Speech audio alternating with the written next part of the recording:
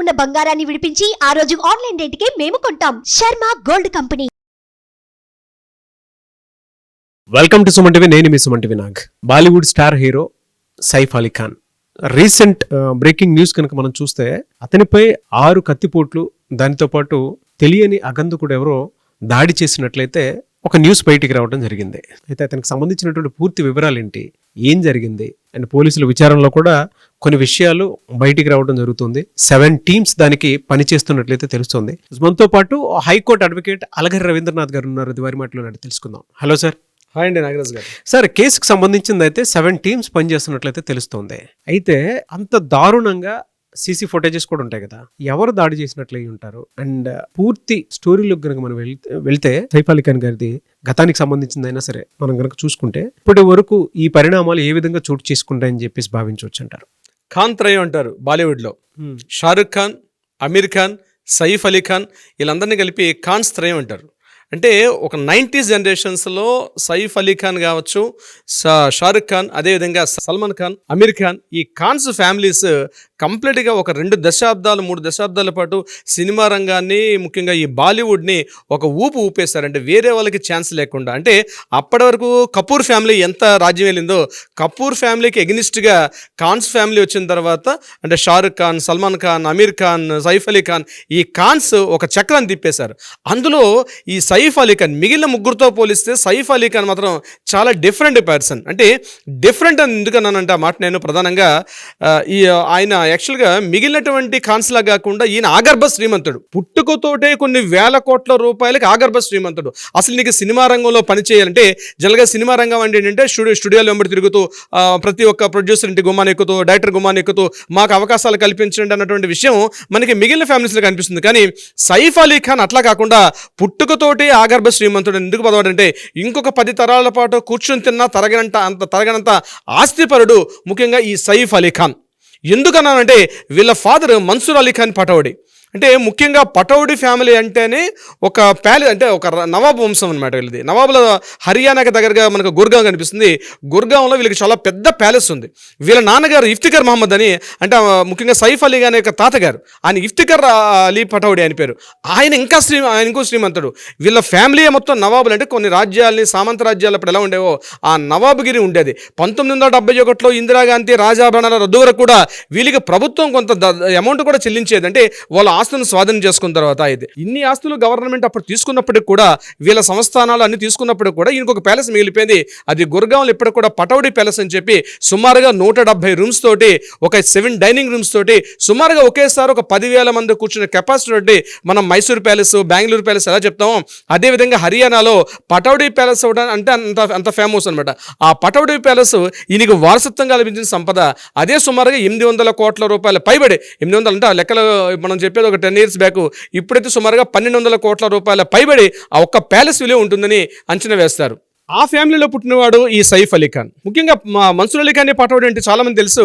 ముఖ్యంగా 1960s 1970s అంటే Gavaskar, Kapil Dev cricket ప్లేయర్స్గా ఉన్నప్పటికీ, ముఖ్యంగా అప్పుడు మనకు తెలిసినటువంటి గవాస్కర్, కపిల్ దేవ్ వీళ్ళకన్నా ముందు తరంలో మన్సూర్ అలీ ఖాన్ పటౌడీ ఒక మంచి క్రికెట్ ప్లేయర్. అయినా ఇండియా తరపున అనేక మ్యాచ్ ఆడి ఇండియన్ కెప్టెన్గా కూడా పనిచేశారు ఇండియన్ క్రికెట్ టీంకి. వాళ్ళ ఫాదర్ కూడా క్రికెట్ కెప్టెన్. ఆయన ఇండియా తరపున, ఇంగ్లాండ్ తరపున, అంటే ఇంకప్పుడు మనకి స్వాతంత్రం రాక పూర్వం కూడా ఇఫ్తిఖర్ అలీ పటౌడీ అతను ఇండియన్ క్రికెట్ టీంకి, అదేవిధంగా ఇంగ్లాండ్ క్రికెట్ కూడా పనిచేశారు. దాని తర్వాత మన్సూర్ అలీ ఖాన్ పటౌడీ కూడా, అంటే నవాబ్గిరి ఉండేది వాళ్ళకి, ప్యాలెస్లు ఉండేవి, రాజప్రాసాదాలు, సామంతులు, వర్కర్స్, పరిచారికులు, పనివాళ్ళు, కొన్ని 100 మంది పనిచేసే ఒక నవాబ్ వంశం. ముఖ్యంగా అందులో పుట్టినవాడే సైఫ్ అలీ ఖాన్. సైఫ్ అలీ ఖాన్ కూడా మొత్తం 3 వాళ్ళు. సైఫ్ అలీ ఖాన్ 2 సిస్టర్స్ ఉన్నారు. ఆ 2 సిస్టర్స్లో కూడా వాళ్ళు కూడా సినిమా రంగంలో ఉన్నారు. అయితే సైఫ్ అలీ ఖాన్ గారు 1991 తర్వాత సినిమా రంగంలోకి ఎంటర్ అయిన తర్వాత స్టార్టింగ్లో కొంత స్ట్రగుల్స్ ఫేస్ చేశారు. అని ఏ రంగంలో సెటిల్ అవ్వాలనే విషయం మీద అయినప్పటికీ కూడా కొంత దారుణ పడ్డారు. 1993లో వచ్చినటువంటి ఒక మూవీ ద్వారా ఆయన మంచి స్టార్ ఇమేజ్ తెచ్చుకున్నారు. ఇంకా అక్కడ నుంచి కంటిన్యూగా మూవీస్ చేసుకుంటూ, క్రైమ్, థ్రిల్లర్స్, రొమాంటిక్ ఇట్లాంటి మూవీస్ అన్ని చేసుకుంటూ తనకంటూ ఒక ప్రత్యేక స్థానం ఏర్పాటు చేసుకున్నారు. ఈయనకి 7 ఫిల్మ్ఫేర్ అవార్డ్స్ ఉన్నాయి, ఒక నేషనల్ అవార్డు కూడా ఉంది దీనికి సైఫ్ అలీ ఖాన్ గారికి. అయితే 2010లో ఈయనకి పద్మశ్రీ అవార్డు కూడా ఇచ్చి సినిమా రంగంలో చేసిన సేవలకు గాను 2010లో పద్మశ్రీ అవార్డు కూడా వచ్చింది సైఫ్ అలీ ఖాన్ గారికి. అయితే ఈయన యొక్క మ్యారిటల్ స్టేటస్ ఏదైతే వైవాహిక జీవితం ఉందో కొంత డిస్టర్బెన్స్ అయితే మొత్తం జరిగింది. ఈయన 1995-94 టైంలో అమృతా సింగ్ అని చెప్పి మరొక కోస్టార్ని ఇతను లవ్ చేసుకుంటూ పెళ్లి చేసుకున్నారు. ఆ కోస్టార్ ఈయనకన్నా వయసులో 10 సంవత్సరాలు పెద్దదమే అమృతా సింగ్కి ఈయనకి మ్యారేజ్ అయింది 1998 ఆ ప్రాంతంలో మ్యారేజ్ అయిన తర్వాత కొద్ది రోజులు లైఫ్ స్టైల్ డీల్ చేశారు.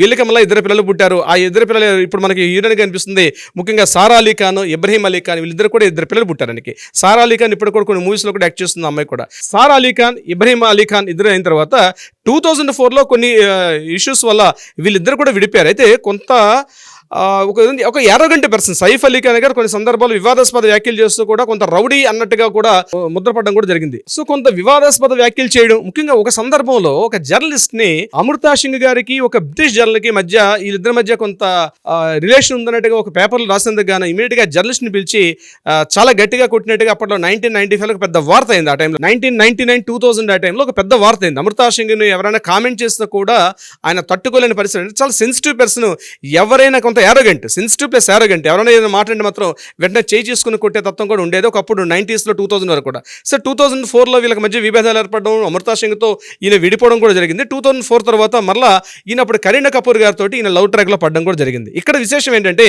అమృతా సింగ్ని పెళ్లి చేసుకునేటప్పుడు ఈయనకన్నా 10 ఏళ్ళు వయసు పెద్దది. అట్ ద సేమ్ టైం ఈయన కరీనా కపూర్ మ్యారేజ్ చేసుకునేటప్పటికి కరీనా కపూర్ గారికి ఇది ఫస్ట్ మ్యారేజ్, ఈయనకి సెకండ్ మ్యారేజ్, ఈయనకన్నా 10 years చిన్నది కరీనా కపూర్. సో డిఫరెంట్గా ఉంటుంది. సో కరీనా కపూర్ గారితో మళ్ళీ ట్రాక్లో పడడం 2004లో అయిన తర్వాత వీళ్ళకి 2010లో వీళ్ళకి మ్యారేజ్ అయింది. కరీనా కపూర్ గారికి 2010 అనుకుంటాను ఐ థింక్ మ్యారేజ్ అయింది. కరీనా కపూర్ సైఫ్ అలీ ఖాన్కి మళ్ళీ 2 పిల్లలు, ఒకరు తైమూర్ అలీ ఖాన్ అండ్ జహంగీర్ అలీ ఖాన్. ఈ 2 పిల్లలతో ఇప్పుడు ఒక ఫ్యామిలీతో ఉన్నారు వీళ్ళందరూ కూడా.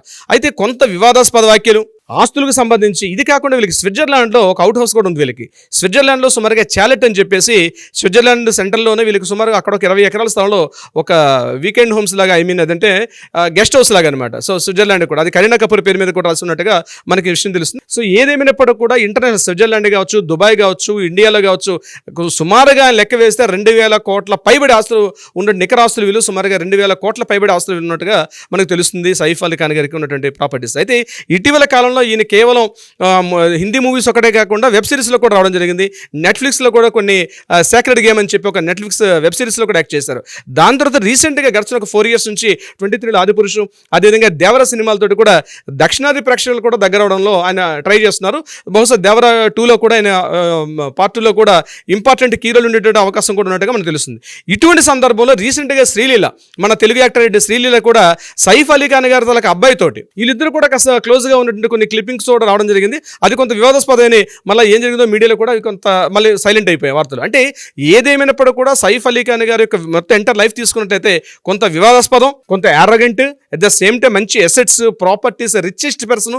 బహుశా ఈ రోజు ఈ సంఘటన జరగడానికి కూడా కారణం ఆయన ఉన్న హౌస్ కూడా ఎక్కడంటే వెస్ట్ బాంద్రాలో పర్ స్క్వేర్ ఫీటే లక్షల్లో ఉంటుంది.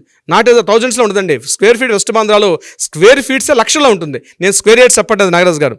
అటువంటి రిచెస్ట్ ఏరియాలో highest business magnets, film stars, politicians, richest ఉన్నటువంటి ఏరియాలో ఈయనకు ఉన్నటువంటి హౌస్, ఆ బిల్డింగ్లో 11th floorలో ఈ సంఘటన జరగడం కొంత దురదృష్టకరం. అయితే ప్రధానంగా మనం గుర్తుపెట్టుకోవాల్సింది ఏంటంటే దీని వెంబడి ఏదైనా ప్రాపర్టీస్, ఆస్తులకు సంబంధించి ఏమైనటువంటి ఇష్యూస్ ఉండే అవకాశం కూడా ఖచ్చితంగా ఉంటుంది. కరీనా కపూర్ గారు ప్రధానంగా మ్యారేజ్ చేసుకోవడం కూడా ఈయన దగ్గర ఉన్నటువంటి అపార్ట్ ఆగర్భ శ్రీమంతుడు, పుట్టుకతోటే శ్రీమంతుడు అనే విషయం మీద కరీనా కపూర్ గారు మ్యారేజ్ చేసుకోని చెప్పి ఆ మధ్యకాలంలో వార్తలు ప్రధానంగా కొంత విశృంఖలంగా వచ్చాయి అనమాట కరీనా కపూర్. ఎందుకంటే ఆమె చూస్తే యంగా, ఆయనకన్నా 10 ఏళ్ళు చిన్నది ఈయన, ఈ 10 ఏళ్ళ పెద్ద వ్యక్తి, అతనితో మ్యారేజ్ చేసుకోవడం విషయంలో కొంత వివాదాస్పదంగా కూడా జరిగింది. ఎంటైర్ లైఫ్ కావచ్చు, ఆయన మ్యారిటల్ స్టేటస్ కావచ్చు, పర్సనల్ లైఫ్ కావచ్చు, ఎంటైర్ త్రూఅవుట్ లైఫ్లో మాత్రం చాలా వివాదాస్పదమైన వ్యక్తి. చివరిగా ఈ రోజు ఒక అగంతకుడితోటి కత్తిపోట్లకు గురై ఈ రోజు లీలావతి హాస్పిటల్లో ఆయన పడి ఉండడం మాత్రం కొంత మనకి ఒక నటుడిగా మనం ఓన్ చేసుకుంటాం కాబట్టి కొంతవరకు మనకి కొంత ఇబ్బంది కలిగించే వార్త ఇది. బట్ ఏదేమైనప్పుడు కూడా పోలీసులు మాత్రం తొందరలో ఇంట్రాగేషన్ చేసి దీని మీద ఒక కూపీలాగి కంప్లీట్గా ఒక ఫైనల్ ఇన్ఫర్మేషన్ వచ్చే అవకాశం అయితే ఉంటుంది నాగరాజ్ గారు. చూద్దామండి ఏ విధంగా ఉంటుంది అనేది. Anyways thank you so much Ravindranath గారు. Thank you so much Nagaraj గారు.